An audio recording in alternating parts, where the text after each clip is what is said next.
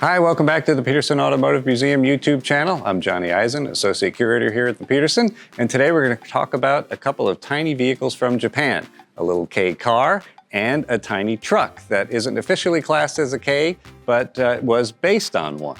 So what do I mean when I say K car? Well, the K class is a class of automobile that is unique to Japan. The full term is K Jidosha, which means light car, and they are the smallest, cheapest cars available in the Japanese domestic market. Now, the purpose of the K class was to stimulate the Japanese auto industry and car ownership after World War II. Japan established the K class in 1949, and it featured cars and trucks that had very strict restrictions on the size, not just of the vehicle itself, but also on the size of the engine. And these small cars and trucks were taxed much less, both at purchase and yearly when you go to renew your registration. So this little guy is the Mazda T600. This model started life as the K360, and it was Mazda's first kind of modern vehicle. Before World War II, Mazda made a series of three-wheeled trucks that were motorcycle-based. They kind of looked like a half of a motorcycle stuck to a small pickup bed. After the war, they continued making these type of trucks with increasing capabilities, first half-ton, then full-ton trucks, and they were all three-wheelers. When the K-Class was established, Mazda decided to dip its foot into that market and came up with this, a very modern, sleek-looking little tiny truck. In 1955, the K regulations for engines were increased to 360 cc's, and that opened up a lot of manufacturers because the cars were much more capable and they became much more popular. Originally, the restrictions on engine sizes was as little as 100 cc's, and those cars really couldn't get out of their own way. But once the size of the engines were bigger, people felt that these cars were more capable, and a lot more of them were sold. So one of the most noticeable things about this little truck is that it's only got three wheels.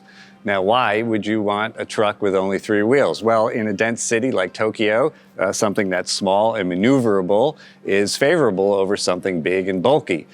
Also, three wheels are cheaper than four. Now, like I said, this is a T600.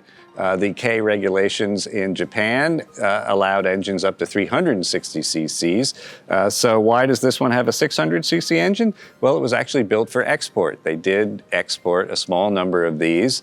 Most of them went to Greece, actually, where they were exported in pieces and then assembled in Greece. This one, as we see, is left-hand drive, so we're pretty sure it's a Greek truck. But the original one, the K360, had a 360cc V-twin engine. That's right, two cylinders in a V formation, much like a Harley-Davidson motorcycle. That engine provided the power for the very first Mazda passenger car, which was called the R360. In 1960, a year after these came out, Mazda released its first car, a tiny four-wheeled K car, with a rear engine. It was water-cooled, not air-cooled like a lot of other microcars and K cars in Japan. Also, it was not a two-stroke. It was a four-stroke engine, which made it a lot more modern, also gave it a lot more torque, and the R360 proved popular enough that Mazda started producing bigger and more normal-sized cars. So here we see our 600cc V-twin two-cylinder engine mounted right behind the cab, right in the center of the truck, giving it pretty good weight distribution. This is about a 20 horsepower engine, giving us a top speed of around 50 miles an hour. The original 360cc version would have been about half that much in horsepower and almost that high of a top speed. So the interior is pretty Spartan here. This is a utility vehicle, so we don't really get too many amenities. You've got one gauge, a speedometer with an odometer.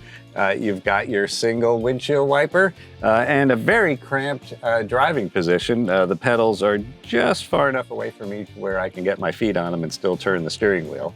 But the seat is pretty comfortable. So we think of three-wheeled vehicles being very unstable, especially ones with a single wheel up front. But the Mazda is extremely well engineered. As we saw, it has an engine right in the middle, which helps with weight distribution. It has a very modern suspension. You do have leaf springs in back, but you have a shock right here in front. And the car actually is quite stable, even if it might not look like it. Mazda engineers developed this thing actually in secret. After the war, the president of Mazda wanted to transition to modern four-wheeled cars. But the engineers and the workers at Mazda saw the popularity of these tiny trucks. Pretty much every manufacturer had their own version of a three-wheeled truck, and they wanted to try their hand at building their own. And they came up with a very modern design. The thing is very cute, but also very sleek for the age. You've got these cute little pod headlights, this great rounded shape in front, and it was seen at the time as a very sophisticated little piece of machinery. It debuted in 1959, and by 1963, half of all K trucks in Japan were Mazdas. So without the little Mazda K360 or T600, as this one is, we would never get anything like the Miata. This little car pretty much established the brand and started its long history. Now, to my right, we have something that was a lot less successful and came from a company that we don't hear about anymore because it doesn't exist. This is the amazing Fuji Cabin. This was built by a company called Fuji in Japan, who had merged with the Hitachi Aviation Company. After World War II, aviation businesses like Hitachi in Japan or Messerschmitt in Germany weren't allowed to produce airplanes anymore because they couldn't produce anything that could be considered weaponry or something that could go towards starting another war. So they had to find other things to do. And Hitachi merged with this company, Fuji, which made a series of small engines called Gasuden, which means gas-powered in English. And they decided they would produce what they called a covered scooter. Motorcycles and scooters were very popular after the Second World War. They were cheaper than cars, but of course they provided no weather protection. So this company thought, well, let's do something that has all the capabilities of a scooter, but has a roof to keep you dry in the rain. So to design their little covered scooter, Fuji hired Ryuichi Tomiya, who is a legendary designer in Japan. He's actually called the Leonardo da Vinci of Japan. And he had designed one of the very first K cars, the Sumino Flying Feather, which is a really bizarre looking tiny car that looks like it's riding on bicycle tires. In contrast to that, which was a very primitive machine, Tomiya designed something very futuristic, something that almost looks like a tiny rocket ship or a UFO that's landed on Earth.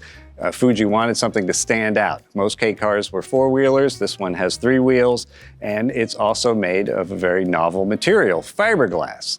Fiberglass, they thought, would be much easier to shape into this round little funny cockpit. But it was very early on in the history of fiberglass. We're talking the mid-1950s. The Corvette had just come out in 1954. So Fuji really didn't have any experience with the material, and that kind of led to the poor Fuji Cabin's downfall. All right, so this car features a monocoque design. It doesn't really have a proper frame like other cars at the time. And so to increase rigidity, what Fuji did was they gave the body this tunnel that runs down the whole car. Now, what it does is it provides air to the engine, which is mounted in back, and again, makes the body much more rigid so that it wouldn't flex going over bumps or around turns. It's this kind of ovoid shape here, and that really gives the body extra strength. So some other great design features of this car that really help make it look like something from outer space, of course, is the Cyclopean single headlight. We saw that in another car, the tiny Peel P50. You've got these great little side marker pods. These are I guess serve the purpose of side marker lights as well as blinkers. The back half is red, like your tail lights. The front half clear.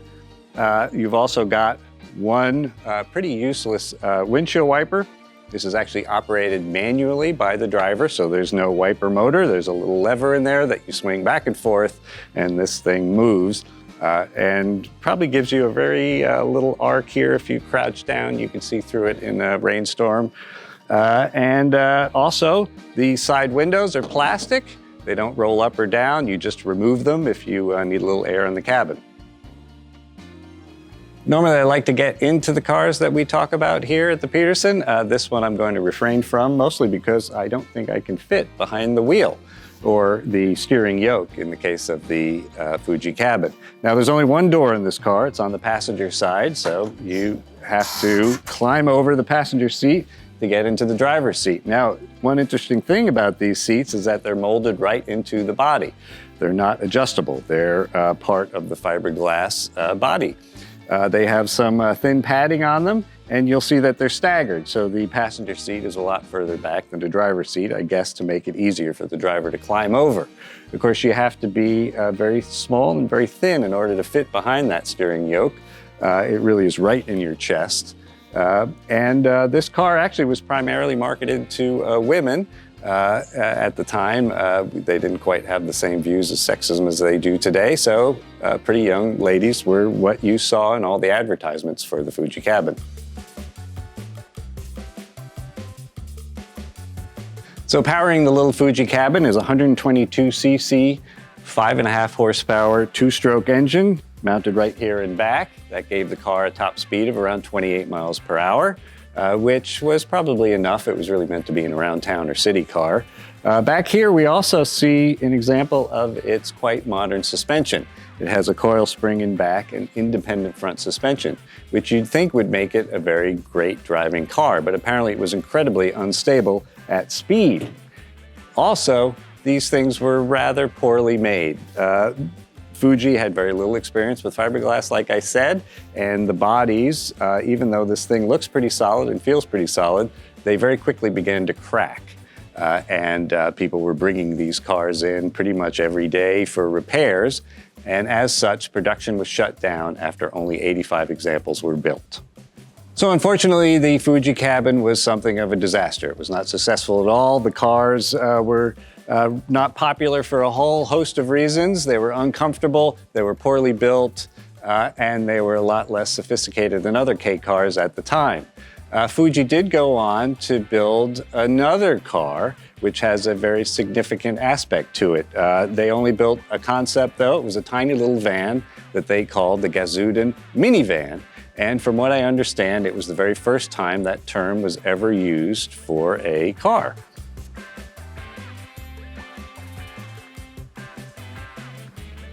So that's the story of two interesting and significant cars from Japan. Please subscribe to keep up with all the videos on our YouTube channel. I'm Jonee Eisen. When you're in Los Angeles, come on and visit us at the Petersen Automotive Museum. If you'd like to read more about the Fuji Cabin, just sign up for our newsletter and you'll receive a digital copy of the exhibition book, The Roots of Monozukuri, Creative Spirit in Japanese Automaking. Just click the link on the screen.